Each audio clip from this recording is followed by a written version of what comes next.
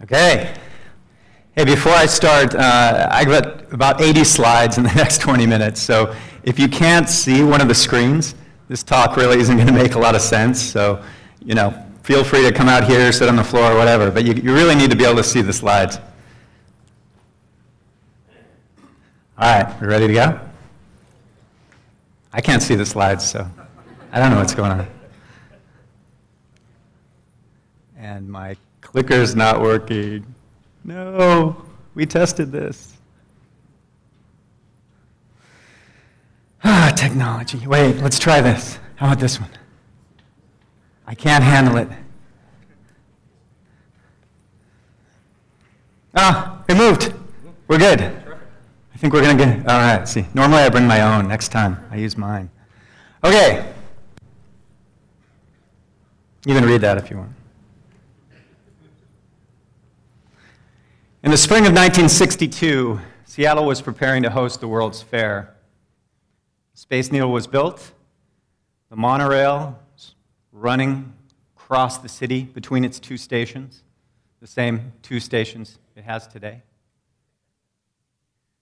And in a local classroom, a third-grade school teacher gave her kids an assignment. She asked them to predict what life would be like 50 years in the future, in the far-flung year of 2012. One little boy said he thought we'd all have flying cars. I don't have a flying car. Do you? Another little kid said, no, even better. We're going to have personal rocket ships.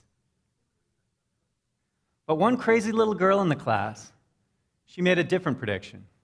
She said, in the year 2012, all of us will have a telephone in our pocket. What makes some predictions come true while others seem as far-fetched today as they did 50 or even 100 years ago?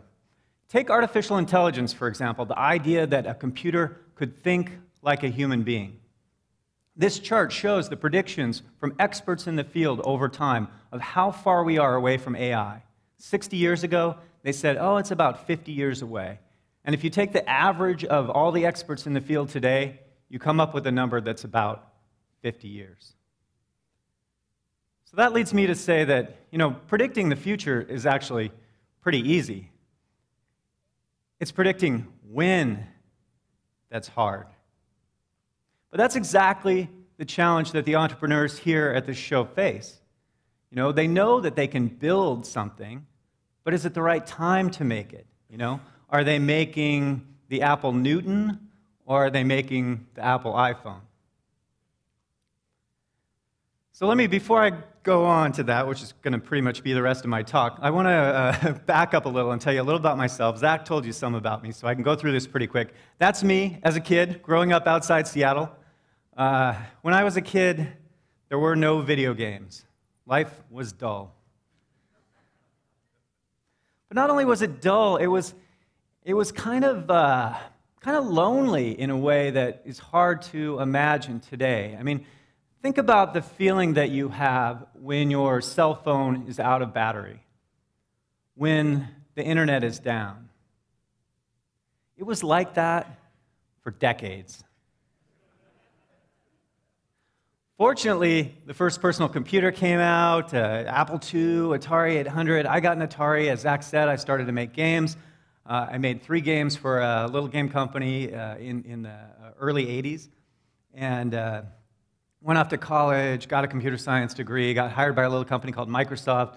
They put me on this product called Excel. Did the first version of Excel with 7 other guys. We did Excel for 5 years, did Word for 5 years.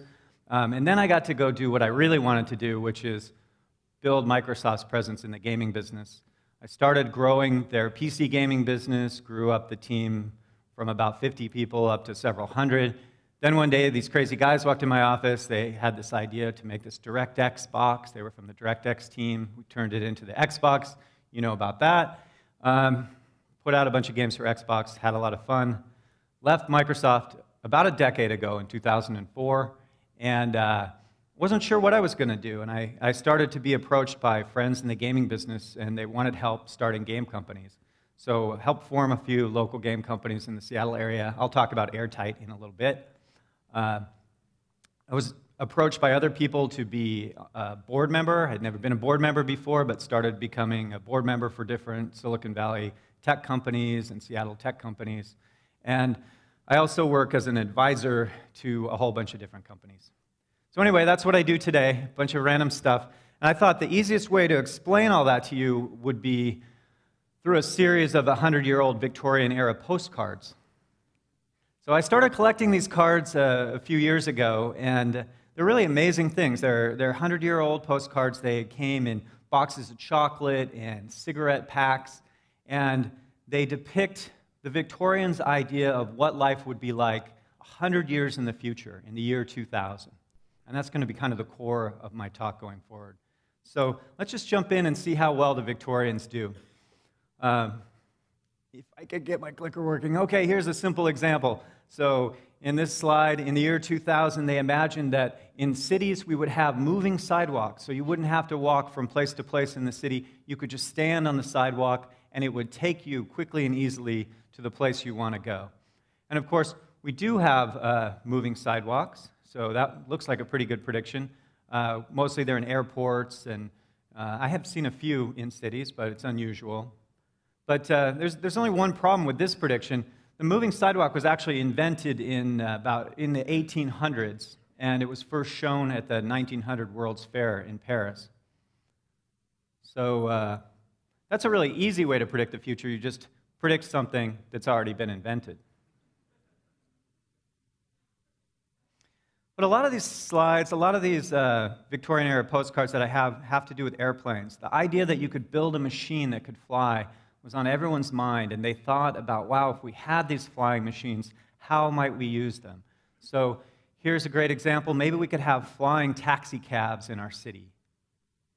Here's another example. And one thing to notice in all these slides is, even though they're predicting something 100 years away, some things don't change. It's always, they look Victorian, right? The clothes are Victorian, the machinery itself looks sort of steampunky Victorian.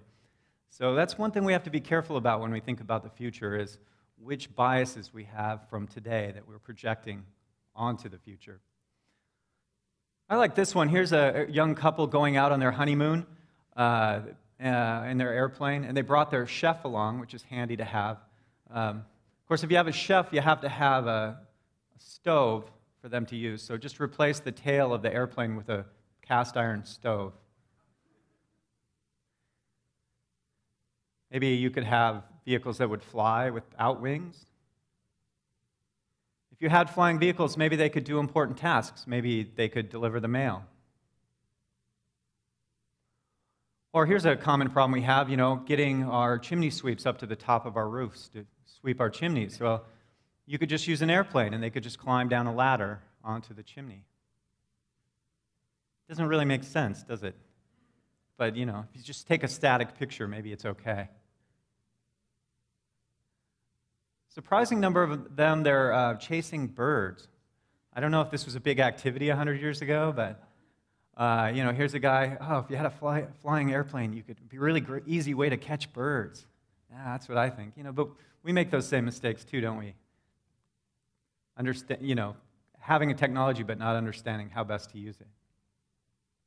Another guy chasing birds. Isn't that crazy? Think you could make an airplane small and light enough that it could fly along with birds? Oh wait, people do that.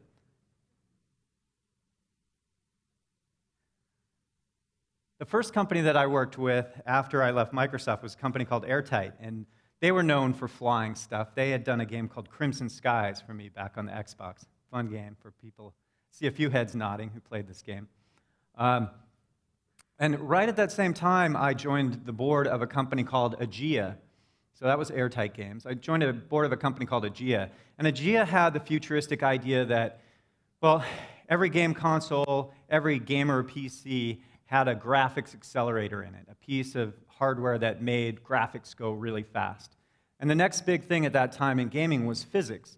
So maybe you could build a physics accelerator in a piece of hardware, and you could handle hundreds or thousands of physical objects bouncing around at once. So I combined these two things, and Airtight, we made a demo of stuff blowing up in a big hangar, airplanes going through, and stuff flying everywhere. And if I had more time, I'd show you the video, but I don't. But anyway, that's how those two groups work together. Here we are almost 10 years later. We don't have hardware physics accelerators, so clearly something went wrong. What happened was, people didn't want them. That often happens when you make a cutting-edge project. Aegea was bought by NVIDIA, and what's interesting is the software physics solution that they created, something called PhysX, became the base physics solution in Unity, which is a tool that probably a lot of people here in the room use today. So things don't always go the way you plan, but sometimes you have an effect on the future in an unexpected way. Meanwhile, Airtight went on to do a big game for Capcom called Dark Void, and they're just finishing up a new game for Square. It comes out next month called Murdered Soul Suspect. You play a detective who's killed in the first scene, and he comes back as a ghost. So you play as a ghost. You have to solve your own murder. But back to the slides. Here we have a group of Victorians flying around with sort of flapping wings. That's another way you could fly. If you had flapping wings, you could maybe put them on firefighters, and they could fight fires. You could flap up and rescue a baby, as you see in that lower right corner. You have to be careful your wings don't catch on fire. More flying firemen. And of course, we do have flying firemen today. They're parachuters, parasailers, I guess. This is one of my favorite ones. This is for Ton.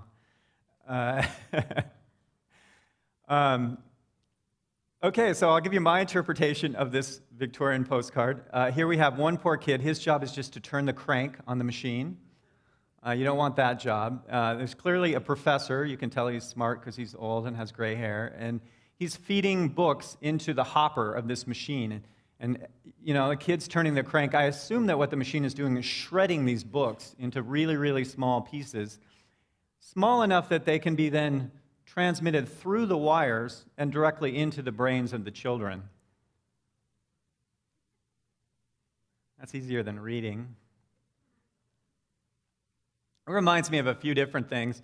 One is this book. I bet a lot of people here have read this book, but if you haven't, you should. This is a great book about the future. It includes a lot of augmented reality stuff.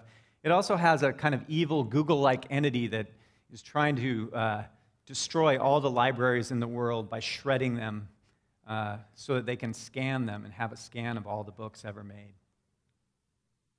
But it also reminded me of this guy, Dr. Alan Snyder. This is kind of a crazy Australian professor, I'll call him that. And he works with autistic savant children. So kids who, they're either mathematical savants or they're artistic savants. The mathematical savants might be able to look at a tree and immediately tell you how many leaves are on the tree. The artistic savants, well, that picture on the right, for example, that was drawn by a 3-year-old girl of a horse and a rider. So what Dr. Snyder believes is that we all have these savant-like capabilities, but that they are suppressed by the outer surface of our brain, by the neocortex. So the way he researches that is he takes grad students, and he has them take a test, and then he puts a giant electromagnet on their skull, and he zaps their brain with a huge electromagnetic pulse, temporarily disabling part of their neocortex. And then he has them take the test again, and he can actually show some improvement after from before. I did not volunteer for this, but you're welcome to go to Sydney and have it done to you, if you wish. Out of his research, though, came some of the work behind this company, Emotive, and I was on the board of this company in an earlier incarnation of it. Ton, the founder of the company, is here today. Hi, Ton. And I'd just like to congratulate her on her recent Kickstarter. She raised $1.6 million. So good for her. So you should definitely go see her stuff. Now, the Victorians, though, they thought we would have other activities in the year 2000. They thought maybe we would walk on water. An easy way to walk on water is you take a balloon full of hydrogen and you suspend it above your head. You just put just enough hydrogen in there that it'll take most of the weight off your feet, and then you can just wear those cute little boat shoes that they have. And then you can just walk around on the water. If you make a big enough balloon, you can take your whole horse and carriage out on the lake, as you can see there in the background. I tried to find a modern example of this. I found this guy, and I found this guy, but it didn't really seem right. It didn't seem like the same thing. It's a whole underwater theme to these cards right here. Another thing, maybe a Jules Verne-like trip underwater in your own private submarine. Have a nice, elegant dinner underwater. I don't have a private submarine. Do you guys have private submarines? No. Yeah. Paul Allen has a private submarine. I don't know. It doesn't look quite as elegant to me, though. But in this postcard, they show kind of an underwater tourist submarine, taking people around to see the things underwater, and those do exist today. I went on one in Hawaii once, so that's a pretty good prediction for the year 2000. Maybe when you're underwater, you could play croquet. I found these guys, but it doesn't seem the same. This one, I'm really not sure what to say about this one. It's they're kind of underwater cavalry. They have swords. I don't know if the artist was trying to say that in the year 2000, seahorses would be really big or people would be really small. There's a set of cards about the weather. This is one nice way to control the weather. You could put a roof over your city, then you wouldn't have to worry about it raining. Or maybe something more ambitious like this. Somebody translated the German on this for me on the bottom. That's a really long word, but it just says good weather machine in the year 2000. So I'm not sure how it's supposed to work exactly, but of course we did build these, so this was a good prediction. We built these. We built a lot of these. And so, of course, soon it's going to be good weather all year long. But one thing when you look at these postcards is to think about the things that you don't see. You never see a machine that runs itself.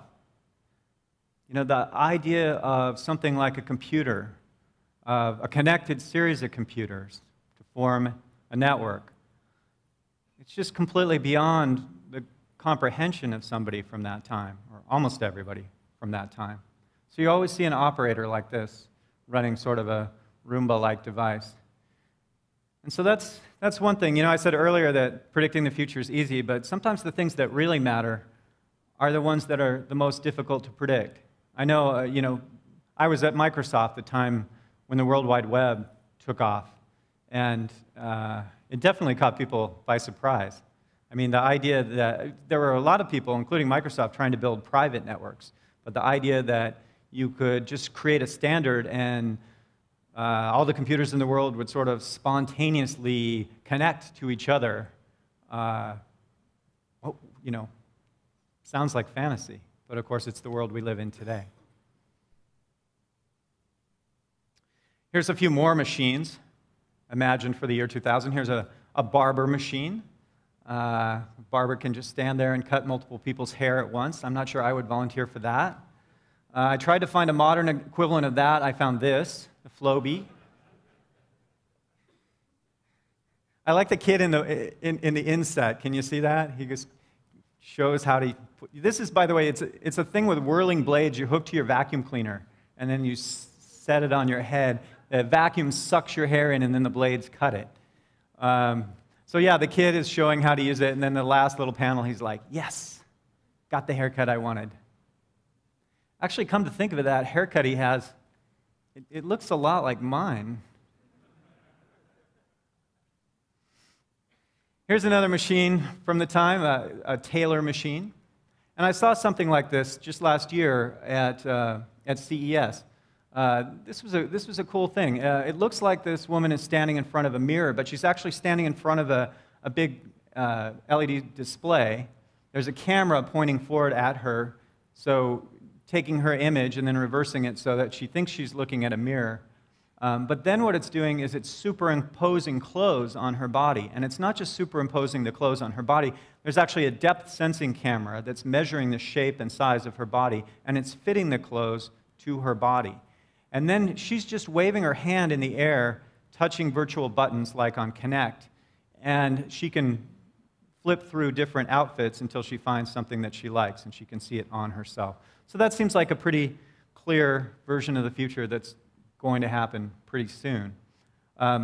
Those depth sensing cameras are really interesting. I was on the board of this company, Canesta, and they do time-of-flight depth sensing cameras that send a pulse of light out and measure how long it takes that light to return back to the sensor.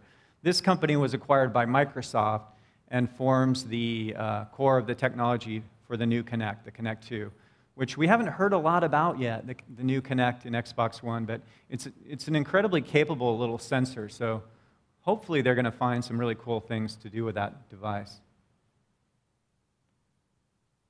Here's another guy building a building. So you got an architect, and he can just sit in his little architect hut and push buttons and build a building that way. That reminds me of another thing I mess around with, which is 3D printing. There are 3D printers as big as buildings, to 3D print buildings. In fact, it was just on NPR yesterday. They had an article about a Dutch group that was 3D printing buildings out of waste plastic, which was interesting. I started a little company 7 years ago called Fingerprints, where we 3D print video game characters. And that company's still around today. We do Minecraft as well.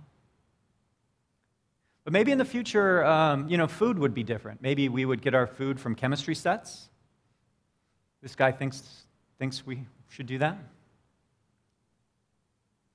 This one they were so close on. This one they thought that maybe in the year 2000, the police would use X-rays to spy through the walls on criminals and catch criminals. And when we do something kind of like that, we use the X-rays to spy through the clothing of innocent people at airports.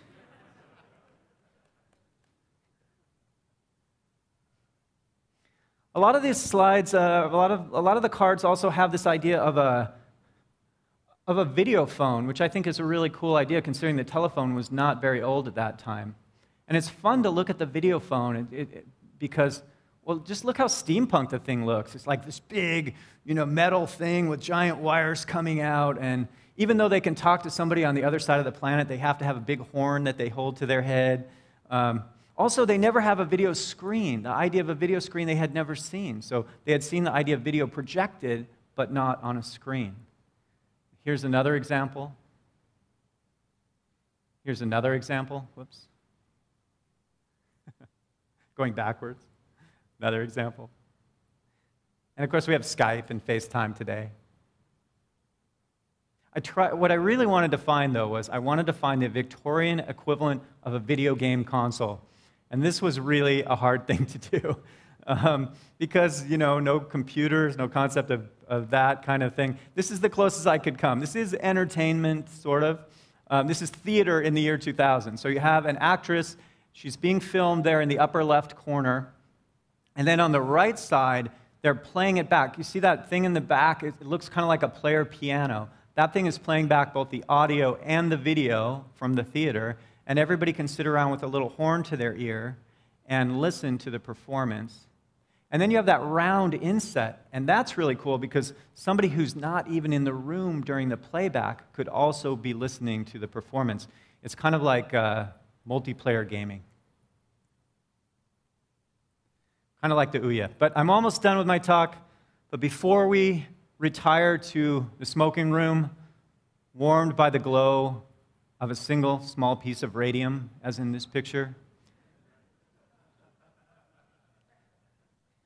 I think we should consider the words of one of the great futurists of our time. He said that the best way to predict the future is to invent it. And we are makers. Everybody here, everybody in this room, everybody out there showing cool stuff today. We're makers. We build stuff. We build cool stuff. We create worlds. We don't need to sit around and think about what the future might be like. We should be out there building the future that we want. a future where magic is possible, a future where little kids don't have to be bored or lonely, a better future for my kids, a better future for everyone. Thank you.